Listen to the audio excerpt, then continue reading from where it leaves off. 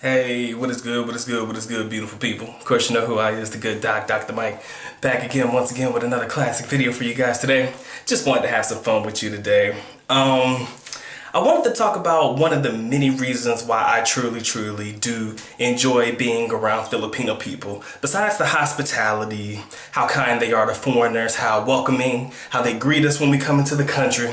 There's one thing that I've noticed over my time in the Philippines that I want to share with you guys, and I think that these are a few things that'll help you out whenever you're having conversations with Filipinos, so you're no longer confused whenever these particular things come about.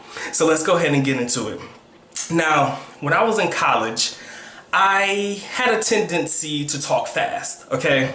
Now, Filipinos have a tendency to be dramatic. They have a flair for the dramatic, but one time, I was having a conversation with my classmate, and I didn't know that I was talking extremely fast, and all of a sudden, they were like, oh my God, like, I was like, oh shit, I was like, what's wrong with you? She's like, my nose is bleeding, and I'm like, oh shit, do I need to get you a towel or something? Whenever a Filipino tells you they're having a nosebleed, it is a metaphor for the fact that you're speaking too much English or you're speaking too fast for them to be able to keep up and understand. So whenever you come into the country, please make sure that communication is don't talk to them like they are stupid, like very slow, but talk in a normal tone, but talk relatively slow and articulate your words and you should be fine. No slang, ladies and gentlemen, because you will find yourself in that situation as well. So so whenever a Filipino goes like this, it doesn't mean you stink.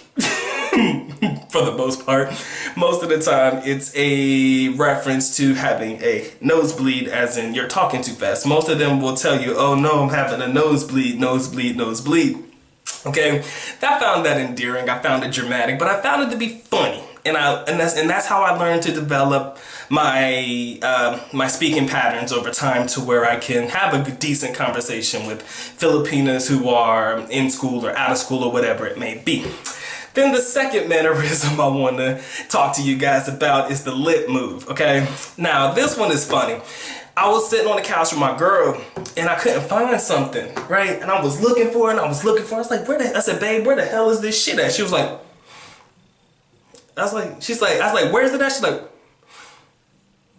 she basically, I was like, damn, girl, you trying to blow me a kiss or something? She's like, Basically, she was like, Jan lang, diretso na lang, oy, or some shit like that, basically meaning it's straight over there or it's over there. Jan lang means there lang, and na lang, oy, yeah, basically over there na lang, oy.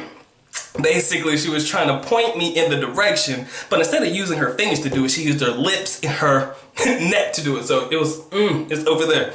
So if you ever see Filipinos talk to you like that, basically they're turning their head, pointing you in the right direction, but instead of telling you, yes, it is over there, they're like, it's over there, you know? Then you have the eyebrow raise. Unfortunately, I don't have eyebrows, but I think you can get what I'm doing. Whenever they answer questions, like yes, if it's a yes question, they won't come out and say yes, they're like, and that's all of them. I mean, that is every Filipino that I have ever come across in my entire life. It's almost like the use of words and vocabulary is non-existent. Whenever they answer questions, or you know, it's like the sound effect never changes. It's the facial expression that you have to learn to read. And then one of my all-time favorite things is when Filipinos are trying to give directions. Like I said, Filipinos have a flair for the dramatic, right? So whenever they describe places of where you need to go and shit, like say, I want to go to the mall. They'll be like, what mall, whatever, and they'll ask you, oh, if you want to go to the mall, you know, this is the mall here, right? Like, this is where the mall is. Okay, you're gonna, you know, in order for you to get to it, you gotta go, you know, straight down this way, and then, like, around the corner, and then you're gonna see a land bank, or you're gonna come across a BDO bank, or it's gonna be, oh, there's City Hall here, and then the bank is here, and then everything is here, and then everything is here. That's how they do it. They give you directions based off of landmarks, never street names. They don't tell you to go down Rizal Street or Kempo Boulevard or MacArthur Highway. They don't tell you street names because they probably don't expect you to know it. But ultimately, they try to give you landmarks. Oh, do you know where the Marco Polo Hotel is? Oh, derecho lang, which means, oh, straight na lang dito. And then you're going to turn to, if you look to the left over here, you're going to find it. So again, whenever you're getting directions from Filipinos, expect it to be a dramatic situation. And it kind of reminded me of when I was having conversations with my friends back home. How you have, when you talk to them and when they're trying to tell you a dramatic story or something like that, and it's all action and shit, they're just rolling all over the ground trying to, you know, portray the story the best that they can. Sometimes that's what you'll get from your average Filipino. And that right there is the reason why I genuinely love being around Filipino people. For the most part, friendly, hospitality, and the mannerisms, they throw me off. At the end of the day, don't ever do this in front of Filipinos at all. Like when you're sipping your tea, I think it means something along the lines of being gay.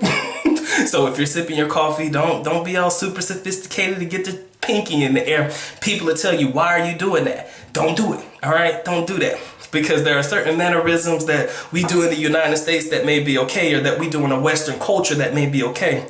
But they find it to be weird if you do it in the Philippines. And that is my time, ladies and gentlemen. Did not wish to be before you long.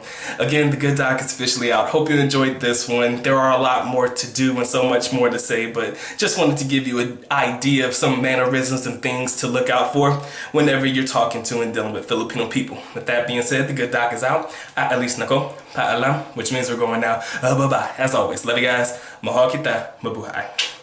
Peace.